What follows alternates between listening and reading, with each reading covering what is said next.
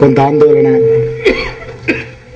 ఏం జరుగుతున్నది, తెలంగాణ రాదా అయింది, ఇంకా మళ్ళీ ఏదో పెద్ద సుదీర్ఘ కార్యక్రమం చెప్తున్నారు ఏంది, ఇంకా రానట్టేనా, ఇట్లాంటి సగటు అనుమానాలన్నీ మీకు కలిగిన ఈ సందర్భంలో నేను మాట్లాడడానికి వచ్చినాను.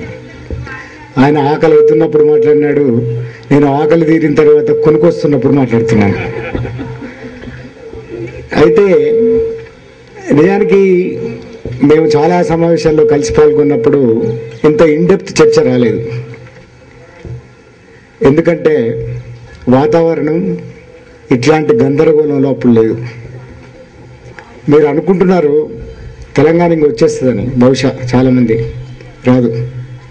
రాదు అనేది ఇప్పుడు చూస్తున్న పొలిటికల్ డైనమిక్స్లో ఆలోచించండి, ఇప్పుడు జరుగుతున్న రాజకీయాల నేపథ్యంలో ఆలోచించండి, మీకు తేలిపోతుంది ఎందుకు రాదు అని. అంటే మళ్ళీ ఇది నెగేట్ చేయడం లాగానో పూర్తి ప్రతికూలంగా మాట్లాడడం లాగానో మీరు తీసుకోనంటే కొన్ని వాస్తవాలతోటి మనం మొదలు కావాలి. మొదలు ఒక ఉద్యమం లేకుండా ఒక అస్తిత్వం మీద జరుగుతున్న పోరాటంలో విజయం సాధిస్తామని అనుకోవడం పెద్ద పొరపాటు అనేది ఈ ఇన్నేళ్ల కార్యాచరణ మనకు తేల్చిన ఒక పెద్ద సత్యం.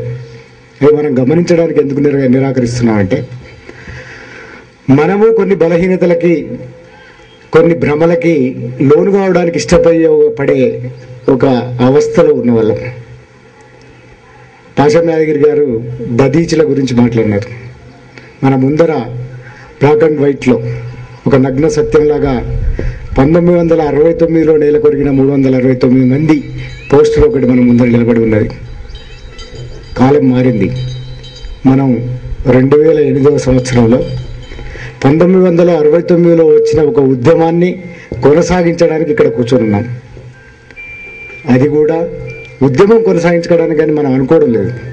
ఎందుకంటే మనం అంత సీరియస్గా అంత లోతుగా దీన్ని ఆలోచించడం లేదు. ఇంతకుముందు ఒక ఐటీ మిత్రుడు, వాళ్ళ ఐటీ సంఘం మిత్రుడు ఏమన్నాడంటే ఒకటి ఆయన అన్నది నిజానికి ఎంత ఆందోళనగా అంటున్నాడంటే, ఆయన ఎంత కామన్గా క్యాజువల్గా మామూలుగా అంటున్నాడంటే, ఎందుకంటే ఇదంతా అన్యాయం అనిపిస్తుంది ఆయనకి. హొగనేకల్ జలపాతం గురించి 0.5 అంతా ఉండే నీళ్ళ గురించి, ఒక 3000 ఎకరాలు బారే నీళ్ళ గురించి కన్నడ సినీతారలు ఇటు తమిళ సినీతారలు విభజన పోయినారు. సినీతారులకు అంటే కళాకారులకు ఉండే ఒక అది ఉంటుంది, కామన్ థింగ్, అవన్నీ విడిచిపెట్టినారు వాళ్ళు. రజనీకాంత్ లాంటి వాళ్ళ మనసుల్లో అనుమానాలు కూడా ఉన్నాయి. ఎందుకంటే కావేరీ అప్పుడు అతను ఏమీ ఉద్యమంలోకి రాలేదు, దానికి అతనికి నిందలు కూడా వచ్చినాయి. కానీ ఇప్పుడు వర్చువల్ డివిజన్, కర్ణాటక వేరు తమిళనాడు వేరు, ఇంత చేస్తే ఒక 3000 ఎకరాల పారుదల ప్రాంతం గురించిన గొడవ. అది తెలంగాణలో నదులకు నదులు తరలించుకుపోతున్నారు. తెలంగాణలో పోలవరం అనే దాన్ని, అసలు పోలవరం ఎన్నుకున్న దానికి మనం చూస్తున్న కుట్రల కంటే మించిన కుట్ర ఒకటి ఉందనేది ఇప్పుడు బయటపడుతున్నది. అది కోస్టల్ కారిడార్. కోస్టల్ కారిడార్ కోసం పోలవరం నిర్మాణం ఆవశ్యకమవుతున్నది వాళ్ళకి. కోస్టల్ కారిడార్ కనుక వస్తే ఇవాళ మనం ఇక్కడ హైదరాబాద్కు సంబంధించి ఏదైతే మాట్లాడుకుంటున్నామో ఇవన్నీ కూడా తరలించకపోయే ఒక అవకాశం కూడా అతిపెద్దగా ఉంది. దానికోసమే వాళ్ళు వేగిరపరుస్తున్నారు. దాన్ని పోలవరం కడుతున్నారు, పొద్దురెడ్డిపాడు కడుతున్నారు. మనం తెలంగాణ ఉద్యమం నడుస్తున్నది ఇక్కడ కిమ్మనకుండా ఉంది. అందువల్లనే ఇది 1969 కాదు. ఈ 1969 కాదు కనుకనే ఉపాధ్యాయులుగా మనం ఏం చేయాలనే దగ్గర కొంత భ్రమలకి ఎందుకు లోనవుతున్నామంటే, ఇంతకుముందు మాట్లాడిన వినియోగ సంస్కృతిలో మనం ఉన్నాం. ఇంతకుముందు మాట్లాడిన మధ్యతరగతి, కరప్ట్ అయిన మధ్యతరగతిగా మనం నిలబడి ఉన్నాం. ఒక ఆదర్శవంతమైన ఉద్యమాలు చేసే ఉపాధ్యాయులుగాను, ఉద్యమాలు చేసే జర్నలిస్టులుగాను, ఉద్యమాలు చేసే మిడిల్ క్లాస్గా, ముఖ్యంగా ఉపాధ్యాయులు ఈ వృత్తి సంబంధాలు పక్కకు పెట్టండి, మిడిల్ క్లాస్ కరప్ట్ అయింది. మిడిల్ క్లాస్ కరప్ట్ అయిన క్రమాన్ని కూడా మనం చూసి ఉన్నాం. ముఖ్యంగా ఇప్పుడు జరుగుతున్న డెవలప్మెంట్ ప్రాసెస్ కానీ డెవలప్మెంట్ క్రమం కానీ మొట్టమొదటి ధ్వంసం చేసింది మిడిల్ క్లాస్ని, అట్లాగే పెంచింది కూడా మిడిల్ క్లాస్ని. 1969కి ఇవాళ ఉన్న 2008కి 95లో వచ్చిన మలి ఉద్యమంలో పాల్గొంటున్న మనందరికీ కూడా ఇది ఒక బేసిక్ మౌలికమైన అంశంగా మనం ఆలోచించినప్పుడు మనం ఎందుకు భ్రమలకు లోను కావడానికి ఇష్టపడుతున్నామో మనకు తెలిసిపోతుంది. నాకు కూడా ఉంటుంది, ఇది వస్తే బాగుండు, టీఆర్ఎస్ తెస్తే బాగుండు, కాంగ్రెస్ వాడు ఎందుకు అన్యాయంగా మాట్లాడుతున్నాడు, మళ్ళీ కాంగ్రెస్ అన్నాడు కదా, పొత్తు పెట్టుకున్నాడు కదా, ఎందుకు మోసం చేస్తున్నాడు, తర్వాత బీజేపీ అన్నది కదా ఇస్తారేమో.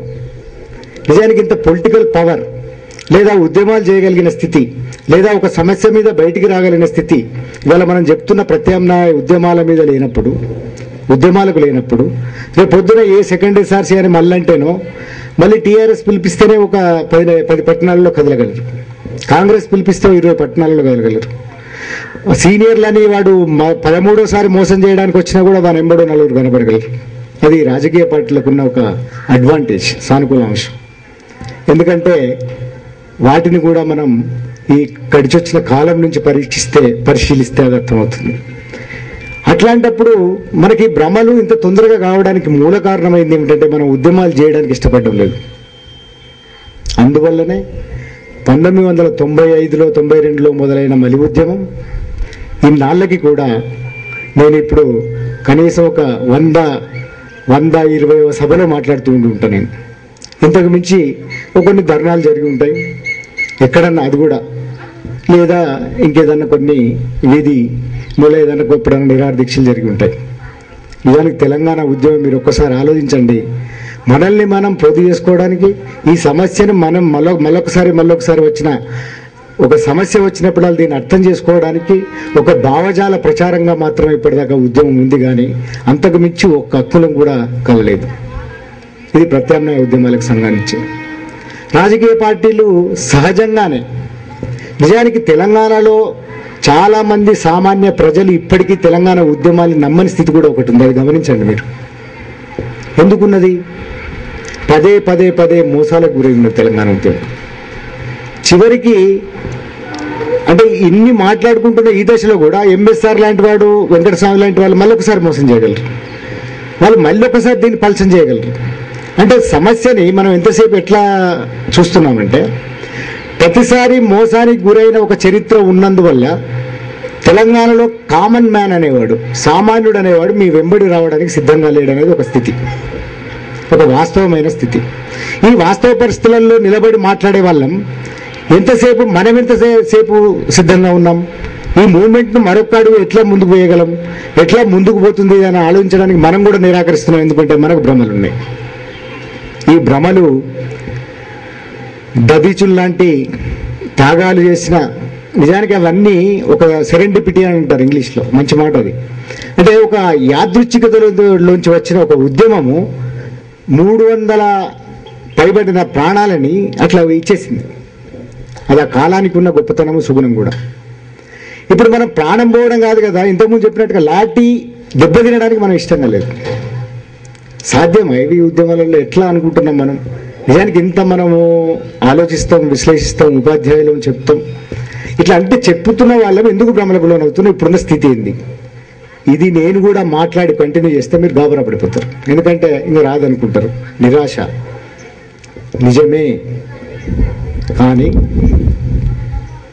పాషం నాగిరి గారు మాట్లాడిన స్పీచ్లో ఒక 2 అద్భుతమైన ప్రపోజిషన్స్ ఉన్నాయి, కొన్ని ప్రాతిపదికలు ఉన్నాయి. ఏమిటంటే అవి, ఫస్ట్ మనం ఉపాధ్యాయులం కాబట్టి, ఉపాధ్యాయుల ప్రభావం తెలిసిన వాళ్ళం కాబట్టి, నిజానికి మీకు తెలియదు మీరు ఉపాధ్యాయులు కాబట్టి, కానీ నాకు తెలుసు. ఇప్పుడు నాలాంటి వాడు ఎట్లా మౌల్డ్ అయినాడు, నాలాంటి వాడు నన్ను నేను కాపాడుకుంటూ ఉద్యమాలతోటో అక్కడో ఇక్కడ ఎందుకుంటున్నాడు అనే దానికి నాకు మూల కారణం ఒక ఉపాధ్యాయుడు ఉంటాడు. ఒక ఉపాధ్యాయుడు నన్ను మౌల్డ్ చేసి ఉంటాడు. అంటే నాకు అతి చిన్న వయసులోనే ఒక ఉపాధ్యాయుడు నాకేదో నూరిపోసి ఉంటాడు, నాకేదో విలువ చెప్పి ఉంటాడు, ఇట్లా ఉండు అని చెప్పి ఉంటాడు. అట్లా కంటిన్యూ అయింది. నాకు సాహిత్యాభిలాష కలగడానికి అతనే కారణమై ఉంటాడు, ఉపాధ్యాయుడే కారణమై ఉంటాడు. నాకు రాతల మీదనో లేకపోతే తెలుగు భాష మీదనో ఏమైనా అభిలాష కలగడానికి అతనే ఉంటాడు. నా జీవితంలో ఏదన్నా సాధించడానికి కూడా అతనే మూల కారణమై ఉంటాడు. ఉపాధ్యాయునికి అంత శక్తి ఉంది.